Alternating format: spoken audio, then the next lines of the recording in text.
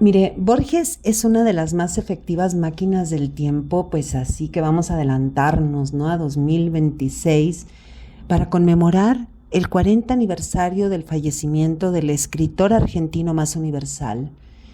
Y bueno, aquí y ahora, 2025, pues festejar el centenario de publicación de su libro Inquisiciones, ese libro de ensayos extraordinario, de crítica literaria sobre todo, pero también donde aborda temas filosóficos, temas históricos, y bueno, a mí me encanta lo que escribe acerca de Diego de Torres Villarroel.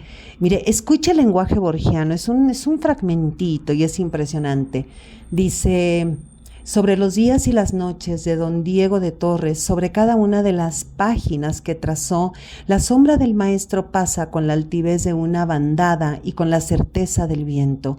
Torres, incrédulo estrellero que creyó en el influjo de los astros sobre la humana condición, pero no en sortilegios o demonología, fue un enquevedizado. Torres, que cambió lunas por doblones y para quien la anchura estelar fue una resplandeciente almoneda, fue poseído de un espíritu y las metáforas de un muerto hicieron de encantación. ¡Qué bárbaro, Borges! Mire qué manera de doblegar y de doblegarse ante el lenguaje. Pero también me fascina Villarroel, quien en el prólogo de su obra Correo del Otro Mundo, publicada en 1725, dice: yo no escribo para que aprendas, ni te aproveches, ni te hagas docto, pues a mí, ¿qué se me da de que tú seas estudiante o albañil?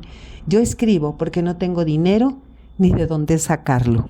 Es buenísimo este escritor salamantino, Villarroel.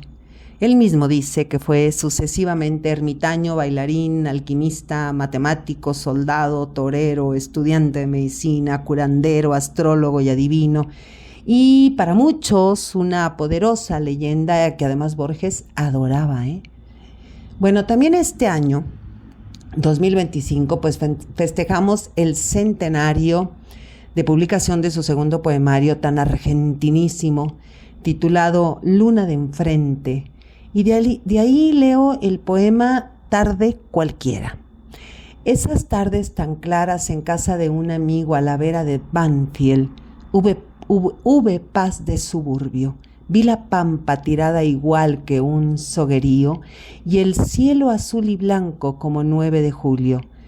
Hablamos de palabras. Cuando el poniente huraño rondó los callejones como incendio de veras, al campo le pusimos versos de Garcilaso, versos italianados chiquitos en América. Hubo después un piano.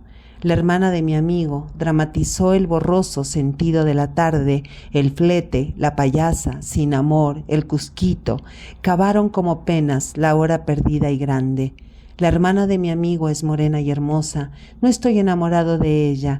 Todo el ocaso se olvidó de la quinta, la oscuridad, la sombra brotó como una queja de mi pecho apagado. Mire qué lindo escuchar 4 cuartetas perfectas, Además, bueno, también le cuento que hace 90 años se publicó Historia Universal de la Infamia. Ahí dice Borges en el prólogo: los ejercicios de prosa narrativa que integran este libro fueron ejecutados de 1933 a 1934, derivan, creo, dice Borges, de mis relecturas de Stevenson y de Chesterton y aún de los primeros films de von Stenberg y tal vez de cierta biografía de Evaristo Carriego. Abusan de algunos procedimientos, dice Borges, las enumeraciones dispares, la brusca solución de continuidad, la reducción de la vida entera de un hombre a 2 o 3 escenas. Ese propósito visual rige también el cuento Hombre de la esquina rosada. Y continúa: no tratan de ser psicológicos. En cuanto a los ejemplos de magia que cierran el volumen, no tengo otro derecho sobre ellos que los de traductor y lector. A veces creo que los buenos lectores son cisnes aún más tenebrosos y singulares que los buenos autores. Y siempre estas referencias, ¿no?, a los lectores y a los autores. que está ahí todo el tiempo presente, ¿no? La lectura y la escritura. Bueno, pues ya festejadas 3 de sus obras cumpleañeras, vamos, como dice Aristóteles, a iniciar por el principio. Pues un principio bastante ingenuo, el de pretender una aproximación nunca suficiente al complejo y extenso cosmos borgiano. Es casi decir, bueno, ¿cómo nos podemos aproximar a algo que es como una nebulosa en el cosmos, ¿no? Y que algo que es fascinante. Y bueno, sí, ¿no? En la ceguera de la fascinación, pues visto así, diríamos que entre 1925 y 1934, Jorge Luis Borges, pues poeta, ensayista, así lo encontramos en un inicio, así lo leemos desde Fervor de Buenos Aires. Y en 1935 publica Historia Universal de la Infamia, que para muchos críticos y lectores y lectoras, ahí está la beta del narrador, en el cuento El hombre de la esquina rosada. Bueno, que para mí manifiesta la continuidad bajo una nueva perspectiva de las tendencias de la generación Martín Fierrista y de sus 3 referentes ineludibles en la historia de la literatura argentina. Me refiero a El Matadero, de Esteban Echeverría, al Facundo, de Domingo Faustino Sarmiento, y al Martín Fierro, de José Hernández. Ahí está toda la tradición, ahí está es el sedimento, ¿no? de la literatura argentina. Y bueno, y por otro lado, también asociado pues a la búsqueda de identidad porteña, propiciada, ya lo sabemos, por ese vértigo, ¿no? bodeísta, del famosísimo y extraordinario escritor Roberto Arlt. Y bueno, y surge el hombre de la esquina rosada, este cuento como la historia del pistolero triste en los suburbios porteños, pero con la imparcialidad estética que siempre definió a Borges, y quizá de ahí su universalidad, con una idea muy clara de la literatura y del oficio de escritor, y esto es una maravilla, porque para Borges, un escritor crea un mundo imaginario, pues cuyas fronteras están impuestas por el escritor mismo, por su experiencia real o imaginada, por su felicidad o infelicidad, por su trabajo con la palabra, con ese tremendo respeto hacia el lenguaje que Borges siempre nos enseña, porque Borges, a la conocida frase escritor latinoamericano, pues le pone el acento a la palabra escritor. Un Borges que no olvida y que nunca olvidaba que su abuela era de origen inglés, tampoco olvidaba su aprendizaje del alemán en Suiza, ni que su patria era tierra de inmigrantes, porque mire, leer a Borges es descubrir la creación de un lenguaje que reúne así, ¿no? Como esa tierra que amalgama, ¿no? Ficción, poesía, filosofía, geografía, lenguas muertas, lenguas vivas, territorios, planetas, astros, bibliotecas, laberintos. Esa especie como de centro, ¿no? Diría Víctor Hugo, de punto bélico, de vela, ¿no? La vela del navío, el punto central de los vientos, ¿no? Y ahí está Borges amalgamando todo esto y creando un lenguaje extraordinario. Y bueno, veamos en la obra narrativa de Borges, pues que la podemos inscribir, y así de alguna manera la intuimos, ¿no? Bajo 2 tipos de ficciones distintas, pero también complementarias. Una ficción quizá realista, satírica, de inicio pues representada por este cuento de El hombre de la esquina rosada, por ejemplo, pues a la que habrían de sumarse, ¿no? También los relatos policiales, y bueno, otra zona, ¿no? La que le dio a Borges un prestigio internacional envidiable, que es la de lo fantástico, figurada en obras como El jardín de los senderos que se bifurcan y El Aleph, bueno, entre muchísimas más que no terminaríamos de mencionar aquí. Y es a partir de lo fantástico borgiano que nuestra literatura latinoamericana cambió para siempre, ¿eh? Cambió para siempre. Los 2 Borges, el argentino localista y el escritor universal de lo fantástico, son complementarios, como en una especie de puesta en escena intrincada y laberíntica, con obras configuradas, ¿no?, que abordan la creación misma. Pues de ahí que leer a Borges es leer al lector que escribe sobre el acto de la lectura y de la escritura, el escritor que prefigura, configura y refigura al mismo tiempo. Un Borges es en sí mismo autor, obra y lector, y además autor de múltiples sentidos y lector de múltiples lecturas. Es tremendo esto. Y un ejemplo de toda esta amalgama que estoy ahora mencionando, toda esta intersección que hace Borges, pues vamos a ver. Por ejemplo, en La muerte y la brújula, un cuento que puede ser leído, a ver, vamos a ver, puede ser leído como relato policial, puede ser leído como parodia del relato policial, puede ser leído como un relato casi cosmológico del combate entre el detective y el criminal. Entonces vemos cómo estas perspectivas de lectura se pueden ir desdoblando entre muchas otras, ¿eh? Y bueno, visto así, Borges es sin duda el maestro de los artificios. Es hijo de padre intelectual y de madre lectora y traductora. Borges es lo más parecido a un lector innato, casi en el ADN, ¿no? Y a un escritor congénito, prenatal diríamos, pues como si su vocación no pudiera dejar de adivinarse que viene de un antes, y de un antes lejanísimo, muy lejano. Da la impresión, ¿no?, como si Borges dialogara y de verdad dialogara con Shakespeare o con Cervantes en el tiempo de Shakespeare y de Cervantes, o con Agustín de Hipona, con Homero y con tantos y tantos otros, ¿no? Y en alguna parte su madre confesó que siempre supo que su hijo sería escritor, y su padre también, ¿no?, por confesión de Giorgi niño, pues sabía de su deseo de dedicarse a la escritura, pues de modo que cuando más tarde se calificara como un ser literario, no haría más que dar fe de su compromiso natal con las letras, como si hubiera nacido escritor. Y si a los 7 u 8 años, ¿no?, componía un relato de 4 o 5 páginas, y a los 9 ya lo veíamos traducir páginas de Oscar Wilde, y a los 12 da a conocer El rey de la selva, y se ve que aunque nunca concluyó su bachillerato ni cursó oficialmente letras o humanidades o filosofía, es seguro que como fiel poblador de bibliotecas y enciclopedias, pues para nada haya lamentado no haber asistido a universidades y facultades, porque mire, no lo necesitó, no le fue necesario para ser honrado con doctorados honoris causa por aquí y por allá y disertar en las universidades más famosas.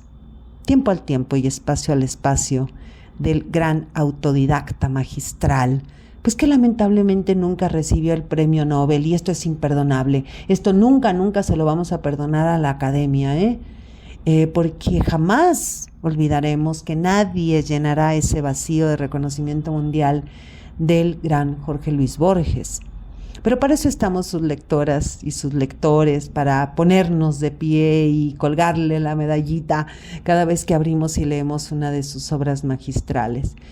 Bueno, regresemos. Pues mire, 8 décadas corren, ¿no?, entre las fantasías verbales del niño, hasta del niño ya lector, hasta del niño escritor incluso, hasta las últimas páginas que dicta, ya ciego, o ya casi ciego, ¿no? Nunca se supo bien si era totalmente ciego o era parcialmente ciego, ¿no?, al final de su vida.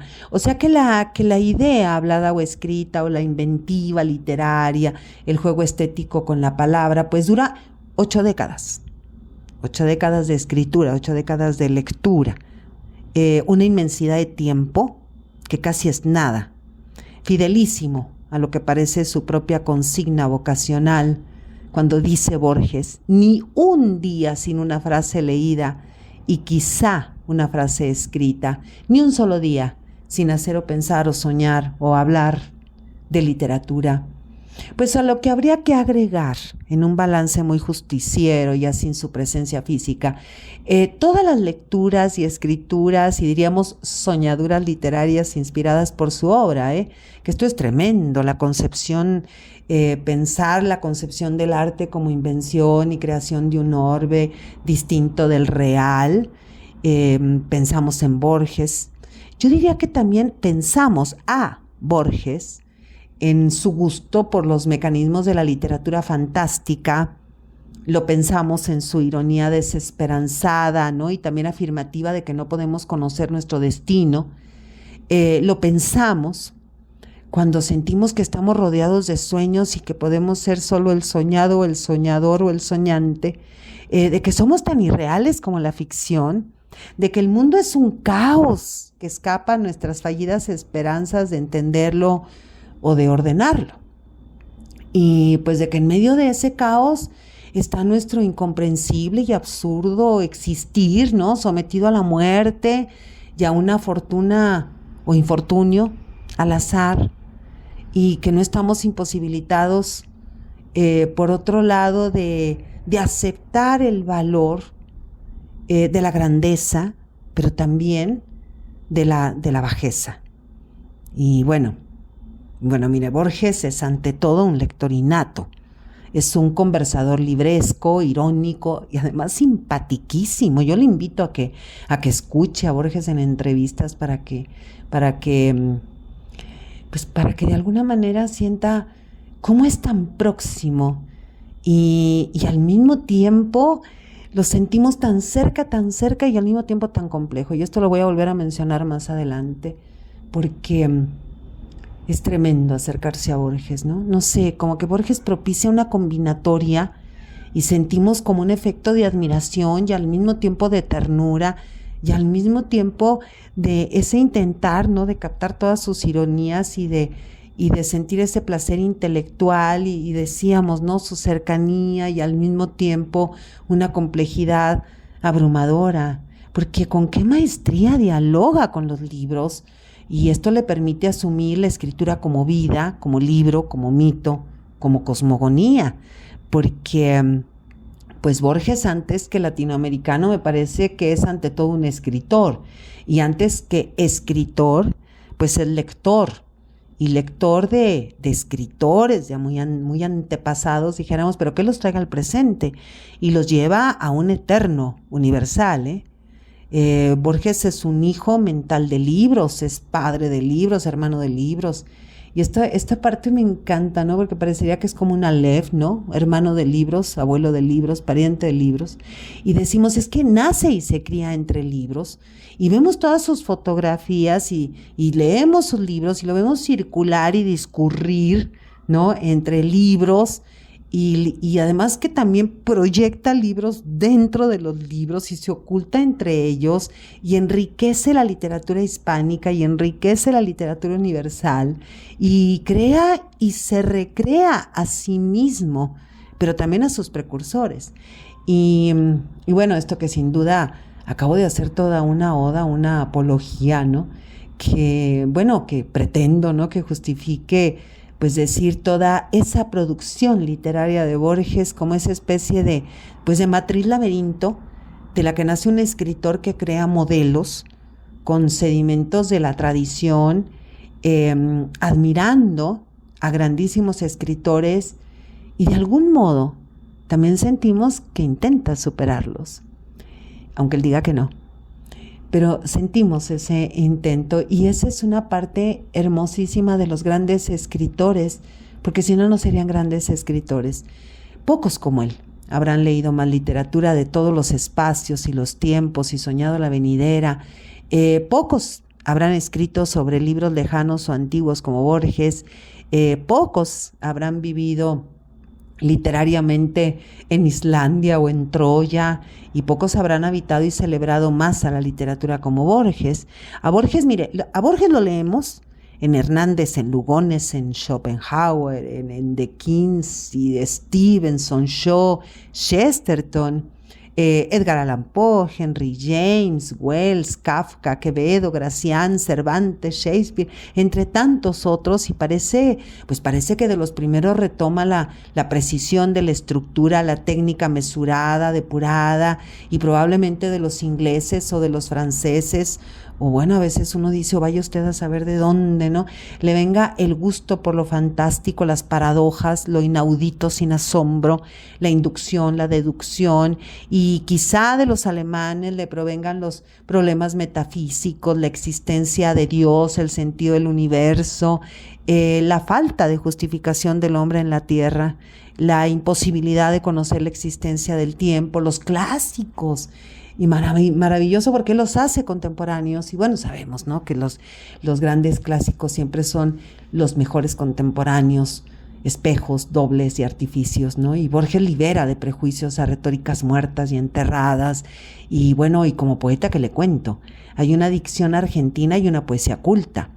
Como ensayista, poner el acento en el análisis del lenguaje y en la exploración de la irrealidad. Como narrador, la relatividad, el otro, el doble, la paradoja, la ironía, a veces el oxímoron. Un traidor que es héroe, en el tema del traidor y el héroe. Un Quijote escrito en el siglo XX, idéntico al de Cervantes y a su vez distinto, como en el cuento Pierre Menard, autor del Quijote. Una biblioteca de libros ilegibles en la biblioteca de Babel. Un perseguidor perseguido en La muerte y la brújula. Una divinidad que todos buscan y que no encuentran porque ellos son la buscada divinidad. Acercamiento al Mostasim. Qué cuento más maravilloso. Un minuto que es un año en el milagro secreto. Un Judas que escrito en 3 versiones de Judas. Una letra que contiene el universo en el Aleph. Un hombre que vive pero que ya está muerto. En el cuento El muerto. Una historia falsa pero que sustancialmente es cierta en Emma Suns. Una noche que agota la historia de un hombre, biografía de Tadeo Isidoro Cruz. Y más, ¿eh? Y este relativismo nos obliga a ver la realidad en perpetuo movimiento como un laberinto movible, en espiral, que nos incita a trascender esta monótona cotidianidad que nos ahoga y que Borges nos hace penetrarla en sus dimensiones inéditas. Y bueno, yo creo y estoy convencida de ello, que sus cuentos nos acercan estrechamente a la realidad, pero no esa realidad crónica que nos aturde, sino a la que nos articula con todo lo que fue y será, aquella que nos introduce en un ciclo de lo ya ocurrido en la eternidad, aquella que desdibuja nuestra identidad y nos convierte a la vez en depositarios de una identidad suprema. Pues una narrativa sólita en lo inverosímil. Borges es la múltiple visión de la realidad en un Borges, un Aleph. Por eso decimos con toda seguridad que a partir de Borges la literatura latinoamericana es otra, y esto lo sabemos, porque Borges creó un espacio literario en el cual es posible entenderse con nuevas palabras, y esto lo sabemos. Su huella aparece en el Carpentier de El reino de este mundo, pero aparece también en el Sábato de Sobre héroes y tumbas, está presente en el Cortázar de Rayuela, en García Márquez en 100 años de soledad, está Borges también en La región más transparente, Carlos Fuentes, en 3 tristes tigres de Guillermo Cabrera Infante, pues está en La vida breve de Juan Carlos Sonetti, en La ciudad y los perros de Mario Vargas Llosa, y puede advertirse también en Severo Sarduy, en esta obra de ¿Dónde son los cantantes? Y también en Manuel Puig, en La traición de Rita Hayworth, bueno, en tantísimos otros, ¿no?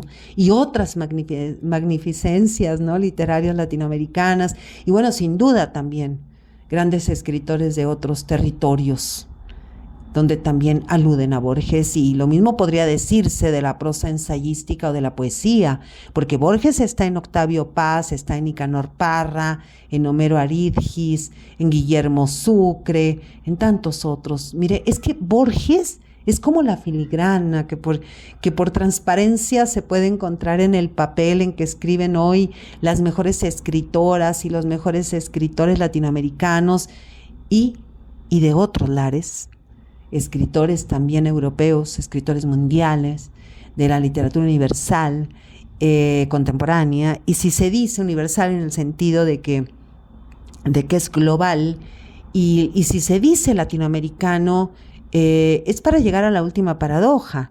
Este escritor argentino que no parece bastante exótico, pues para cierto tipo de viejo crítico europeo, ¿no? O que es totalmente exótico a cierto tipo de crítico latinoamericano obsoleto. Borges es uno de los escritores más latinoamericanos que podamos imaginar, pero sin que esté encasillado en lo latinoamericano. Porque, a ver, ¿dónde, sino en esa Babel cosmopolita que es Buenos Aires, puede darse un especialista en las primitivas literaturas germánicas y que sea también especialista en tango y en la poesía gauchesca, y que sea también especialista en Dante y en Cervantes, y que sea también especialista en Hume y en Schopenhauer? A ver, ¿dónde más? Pues ahí está el cosmopolitismo de Borges, y ese cosmopolitismo no es sino la reflexión en el campo de la literatura, pues de la ciudad que lo habita, una ciudad fundada por españoles en tierra indígena, por decirlo de algún modo, poblada por franceses aventureros, por ingleses, por irlandeses, pues que llevaron los ferrocarriles, ¿no?, a cientos de inmigrantes gallegos y napolitanos, y vemos, ¿no?, en este espacio que es Buenos Aires, que es la ciudad porteña, casi como una metáfora del esperanto cultural. Y miramos a Borges arraigado a su tierra, y es desde esa orilla barrosa del Plata que contempla el universo entero. Y también vemos que cada europeo lo ve como un europeo, porque cada europeo y cada uno descubre en Borges lo que tiene de suyo. Y vemos que un francés se maravilla por lo que Borges sabe de Víctor Hugo, y que un italiano admira a Borges por su conocimiento de la Divina Comedia, y que les encanta a los ingleses porque Borges habla de la metafísica de Berkeley. Y bueno, el mundo de Borges es un mundo de palabras, pues que yo aquí, ¿no?, he convertido en lenguas y fronteras, pero Borges no lo tiene, ¿eh? Para nada. Yo solamente lo hago con la tentativa de ordenar mis propias palabras, porque Borges siempre nos supera. Borges siempre nos supera. Borges es inaprensible. Yo le invito a leer a Jorge Luis Borges. Soy Margarita Díaz de León, Literatura en Espiral.